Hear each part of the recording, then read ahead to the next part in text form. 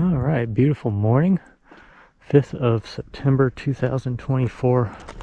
I'm just about the top of Hurley Pass. This is northwest of Pemberton, British Columbia, Canada. And I'm at this trailhead for Semaphore Lakes. Looks like there's already 2 vehicles parked here. I came up from this direction from the Pemberton Valley. Absolutely gorgeous scenery. You can see a couple of glaciated peaks in the background. And this hike is gonna take me to a couple of alpine lakes. They're not really that far away. They're tucked up in that direction. And there's a couple of small pocket glaciers beyond that. So I'm not really in any sort of rush today. I just came from a crazy long 3-day hiking / bushwhack adventure to the Pemberton ice field, so I'm a bit beat from all that. So I'm just really glad that there's actually a trail for this hike.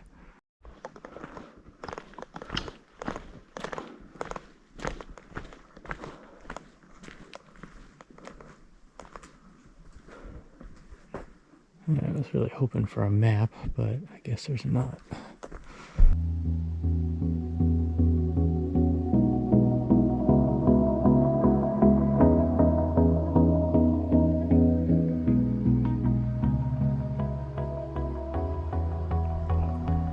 Taking a little breather. This is definitely more of a scrambler's type of trail. Just goes up straight steep through tree branches, rocks. This is actually a pretty gentler part of the trail.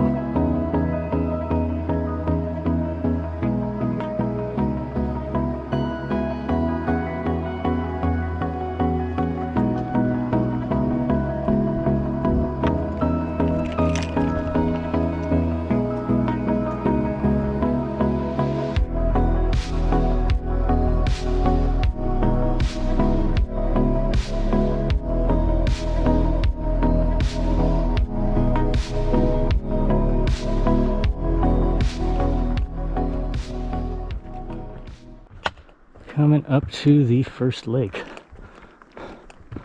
You can already see some of the glaciers on the peaks. Really pretty. I practically have this all to myself.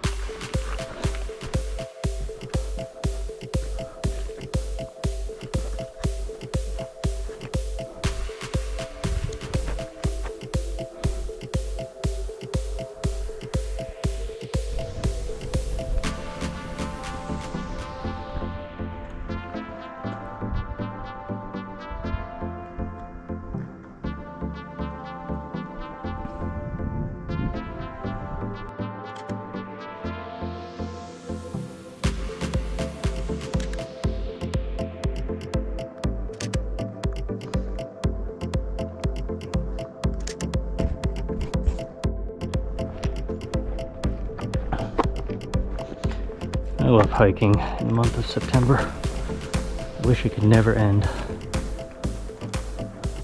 So looking to my left, it's a sliver of the middle lake.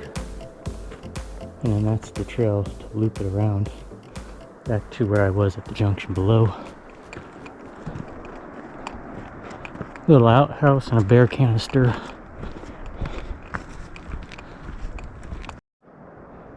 So there goes a view of the middle lake.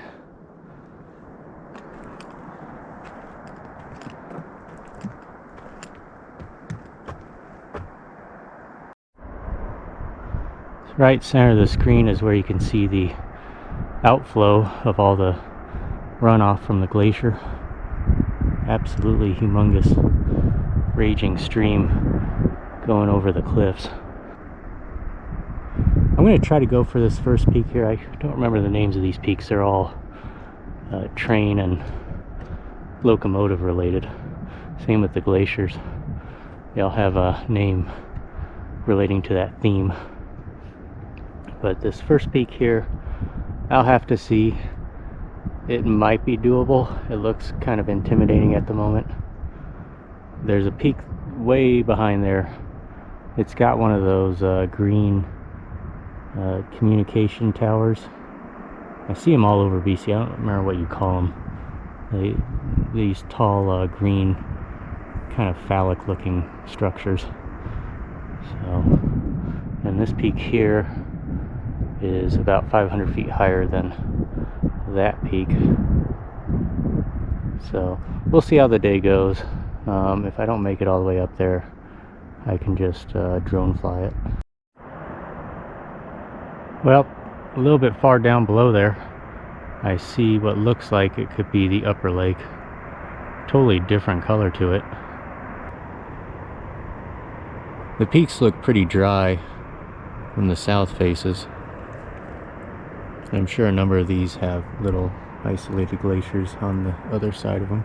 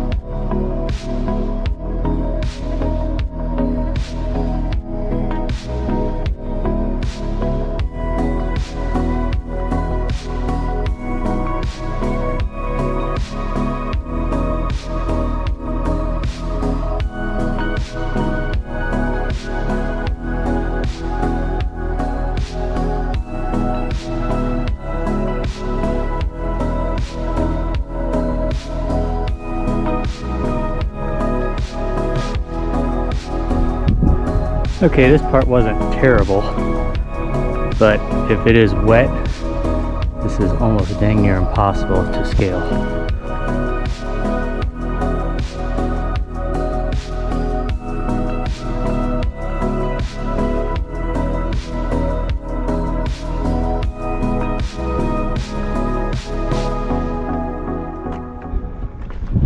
So it appears that there's another lake just above the one that I came from, down in there.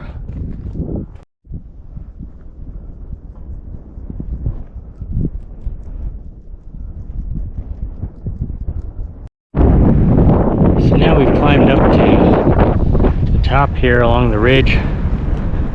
Get a really nice view of the Pemberton Valley. That's looking southeast.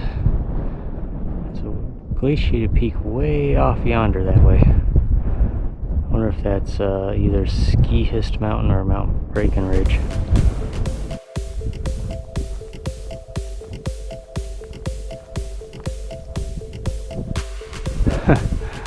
Okay, there's a cairn way up there. This trail's taking me up Death Alley again.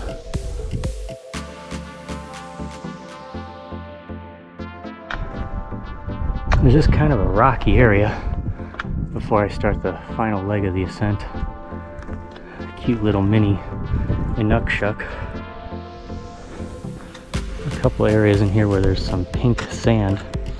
I'm wondering if it's volcanic ash, because not too far away from me, and it should be in view from the top of the summit here, is Mount Meager. It's a kind of heavily broken apart volcano. In fact, one of the biggest recorded landslides in modern Canadian history took place there back in 2010, August 6th. But it's got a few femoral vents out of the side of the glacier, and I'm not sure when the last eruption was, but when it last erupted, it definitely blanketed the entire region with volcanic ash and pumice. And matter of fact, there is a huge pumice mining company right near the base of that mountain, but we'll go until we actually see it. Final push towards the top. Alright, we are here on the summit. I don't remember the name of this peak, but I'm sure I'll find out. Just check out this view. You look further west, you can see more and more of the ice field. And then here goes that glacier. It was way above me earlier, now I'm way above it.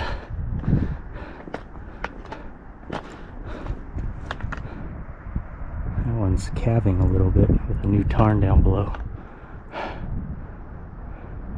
Mount Sampson, the high point way far away there. This is the highest peak right there in this bowl that the glacier's tucked in. Looking north, it's just hard to think that pretty much any direction northwards it's very sparsely populated all the way to the Arctic.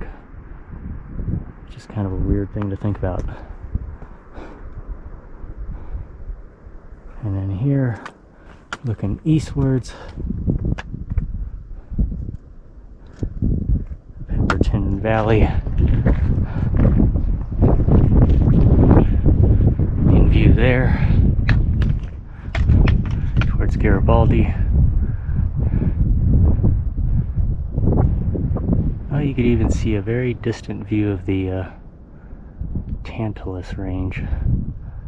You get a really good vista point of that from the Sea to Sky Highway as you're going from Squamish to Whistler.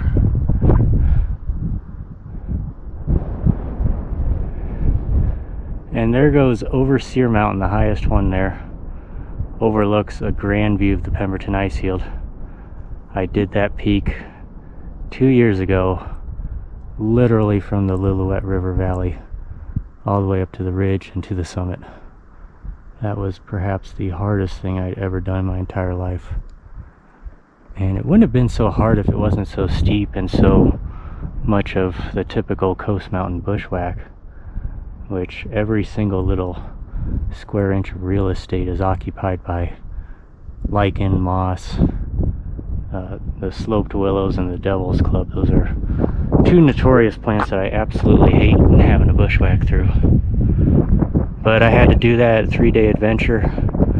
Got me all the way to the summit and back down. And that view up there was absolutely tremendous. And it's just really nice to see all these glaciers again. I don't think you can see the Lillooet ice cap. I want to say it's behind Sampson. But the ice fields that you do see way off yonder to the west, I believe that's all part of the Pemberton Bay, which is a very remote and inaccessible area except by helicopter. Most of these mountains are. And speaking of, I mentioned about Mountain Meager and Plinth Peak. Volcanic region, still geothermically active.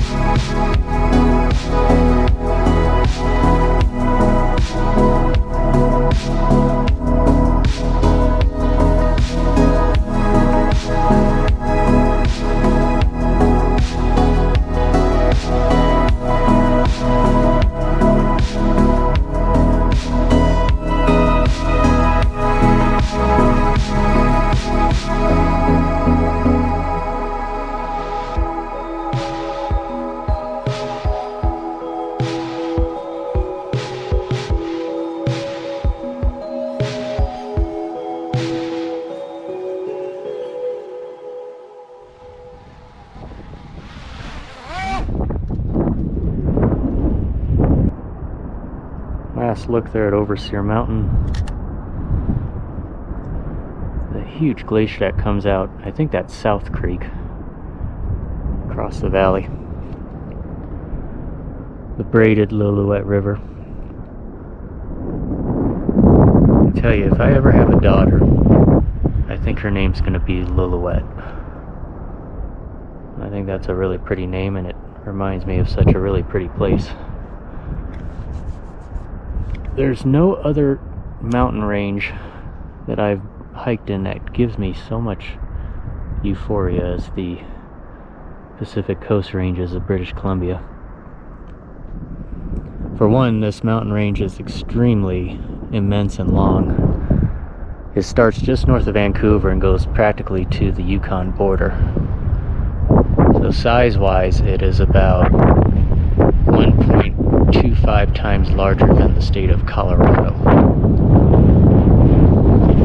And even from just this summit here, it's just mountains in every single direction. But the Lillooet ice cap, the Pemberton ice field, holds a special place in my heart. I've been coming to the Pemberton region for the past 10 years, except during the time of COVID. Pemberton is in a very picturesque location right at the base of Mount Currie, right at the end of the U-shaped valley you can see there. Around the corner you can't see it, Lillooet Lake. It's a pretty long fjord lake. It goes several tens of kilometers, and eventually the Lillooet River merges into the Fraser River, which empties out in Vancouver. I wish I did bring my tent, but I better start heading down. There's a nice bivvy right there. I could spend the night watching the stars and everything, maybe even see the northern lights. But for right now, I'm going to descend down. I got maybe 3 hours of sunlight left. This glacier was at one time a massive ice field, but it's receded back pretty far. It's separated in two now. But it just shows you how fast this part of the world is melting away. Looks like Mount Sampson has a twinned summit. I might consider climbing that, I'm not sure. There's a peak behind that I really want to climb. You can't see it from here. It's called Mount Athelstan. And it's right above the big, huge pumice mine. So it's right near the Mount Meager, Plinth Peak area.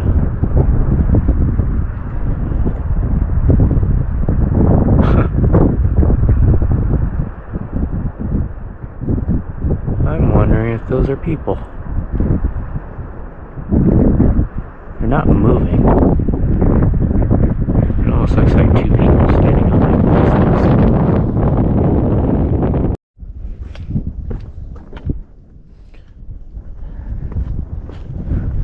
Alright, now we begin the long haul down.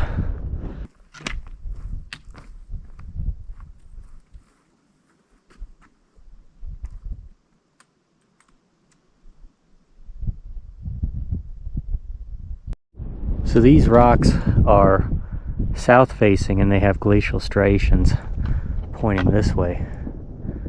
So that means that this was all under ice during the Ice Age. And if there was ice under here, that means this whole valley had to have been 1.5 miles thick of ice. That's just hard to fathom. But I guess there are parts of Greenland and all that that look like, if Greenland were to all melt out, it would look just like this probably, minus the trees. Back at the upper tarn, the wind has died down, so it looks like glass. Really pretty. There's what I summited. Here's that super green lake. It's very calm now. Lighting on the mountains is nice.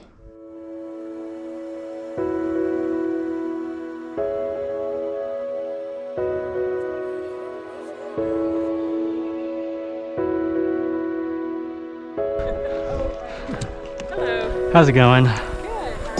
Doing great. You got engagement photos or? Yes. Oh, congrats. So, right on. Splendid day. Yeah, this is a beautiful spot. So, for sure. Yeah, this is nice with the Yeah, the mirroring. reflection is so nice here. It's so much beauty and side. Yeah, right. Yep. And then the lighting's another issue too. I know. And so, like, oh, gotta do it quick. Yeah, So. exactly.